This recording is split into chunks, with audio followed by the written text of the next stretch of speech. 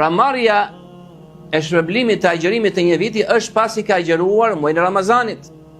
Pra i cili ka ditë kaza nga Ramazani, ka qenë smur, ka qenë udhëtim, apo ka patur arsye tjetër, fillon njëherë me farzin, agjeron ditët kaza nga Ramazani, pastaj plotson 6 ditët të Shawalit.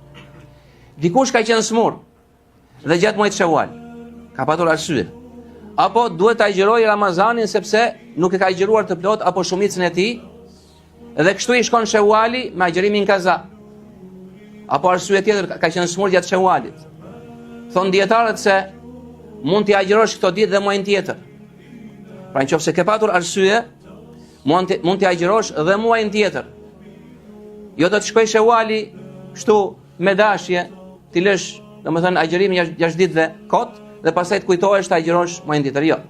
Pra nëse ke patur arsye, atëherë i kompenson në muajin tjetër, sikurse ai besimtar i cili s'ka falur sunnetet e një namazi, atëherë mund t'i fali kaza në kohën e namazit tjetër.